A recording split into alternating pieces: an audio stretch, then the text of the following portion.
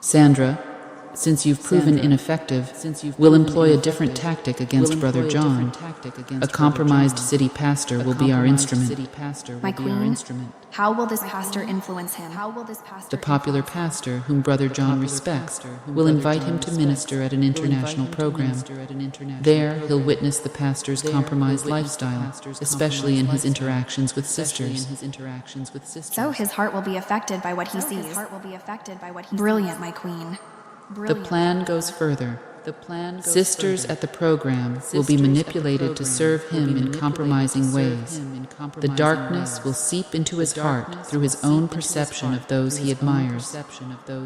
Sandra, to ensure our plan's success, you'll need to stay low. Befriend those sisters, Brother John suggested. Gain their trust. Then infest them with the spirit of lust. Target the vulnerable ones, those who are careless with their consecrations. Plant the seeds of darkness within their hearts. How can I infest them with lust? Simple. Join their WhatsApp groups. Share things that look spiritual but has some immoral content. In their midst, raise discussions that will tend towards immorality. Most sisters has some brothers they admire secretly.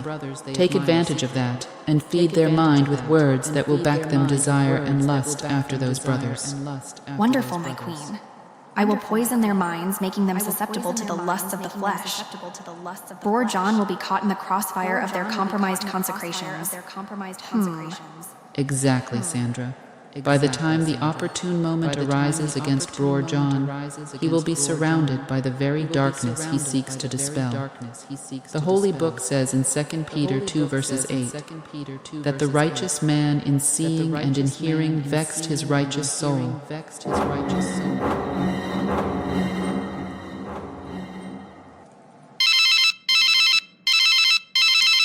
Hello, is this Brother John, president of CFA Fellowship? Yes, and Brother John. Okay. This is Pastor Zebulon, the senior pastor of Jesus New Generation Church International. Oh, Pastor Zebulon, it's an honor to hear from you. What do I owe this great call? Brother John, I've heard incredible things about what the Lord is doing through you at the campus. We'd be honored to have you minister at our international conference in 2 weeks. Wow, Pastor Zebulon, I'm humbled by the invitation. What an opportunity. Let me seek the Lord's guidance, sir, and I'll get back to you. Brother John, I believe this is a divine opportunity. We don't usually allow a young minister to do this, but for God's express leading, and I feel the Lord has found you worthy. Many international ministers will be there, and you will have such a global platform to minister. Thank you, Pastor Zebulon. I'm honored to accept the invitation. I'll start preparing right away. That is good. I will send you the full details of the program.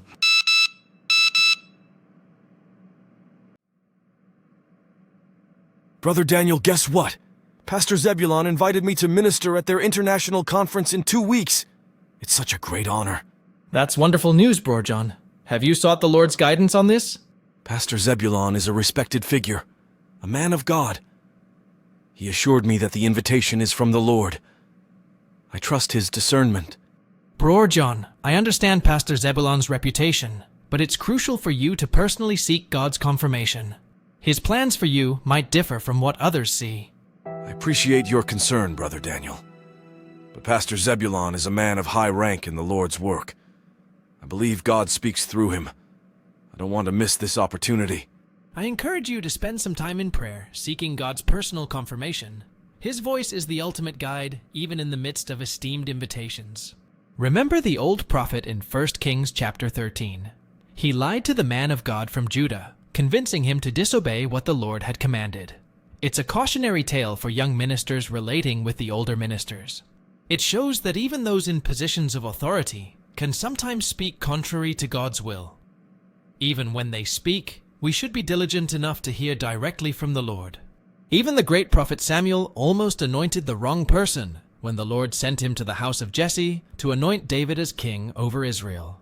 Are you implying that someone like Pastor Zebulon could be lying? That's not what I mean. Anyone can miss it, just for us to play safe. All right, Brother Daniel. I'll take some time to seek the Lord's confirmation. But I don't want to miss this incredible opportunity. Pastor Zebulon's invitation is a significant platform. Bror John, how was your flight? You are welcome, sir. Thank you. Are you a member of Jesus New Generation Church? Yes, sir. Am in the protocol department. Ah, Is there any problem, sir? no. Just wondering at your attire as a believer.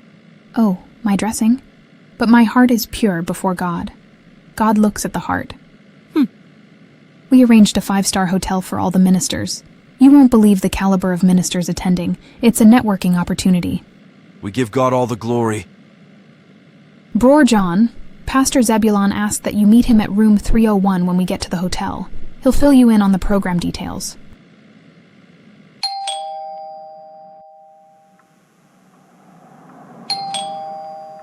Pastor Zebulon, good evening.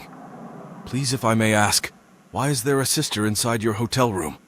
This seems inappropriate. Bror John, don't be too archaic in your thinking. We live in modern times. God has given us eternal life, and these things don't affect our salvation. But Pastor, being alone in a hotel room with a sister sends the wrong signal. It's a potential stumbling block. John, you're too focused on the trivial. We're mature believers. You need to grow beyond theses. Modern times call for modern thinking. These things don't matter in the grand scheme of our salvation. I respect your perspective, Pastor. But as believers, we should be cautious not to compromise our testimonies. It's not about being archaic. It's about maintaining purity and avoiding unnecessary pitfalls. Bror John, you're too uptight about these things. Trust me, in the grand scheme, these minor issues don't affect our salvation. Let's focus on the conference and the opportunities it brings. If you want to go far in ministry and reach more people, you need to loosen up. The world is changing, and we must be open to change for effective outreach. Times are changing. We must adapt our methods to connect with the world. It's about being relevant in a changing society. Don't be too rigid. We can't remain stuck in the past. Ministry is about impacting lives, and sometimes that means embracing change, even in our methods. Now, come sit down. Let me show you how the program will run.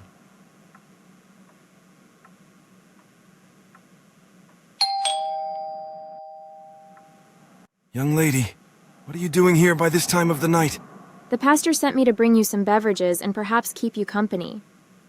Huh, company for what? Look at even the way you are dressed. Pastor, please calm down. Almost all the guest ministers have companies. Don't you have brothers in this church? Just sisters walking about half naked. Am I actually in the wrong? Oh God, help me. All this rural pastors that are not used to modern ways of serving God. Young lady, please, you have to go. Please, sir, I don't know what to tell Pastor Zebulon if I leave here. If you don't leave here, I will leave for you. I will go, but just know that you are the only minister who does not have company tonight, and you are not doing yourself any good.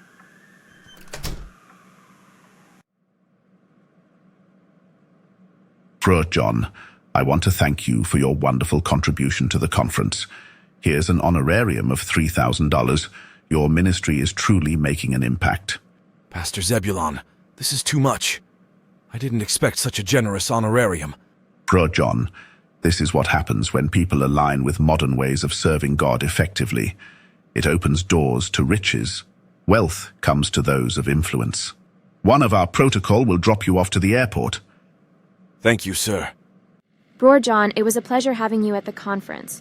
We're looking forward to seeing you in our future meetings. Thank you. These recent experiences have challenged my strict holiness standards.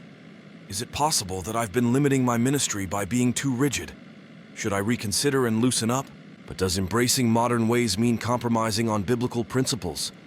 Have I been too resistant to change? Can I maintain holiness without being overly rigid?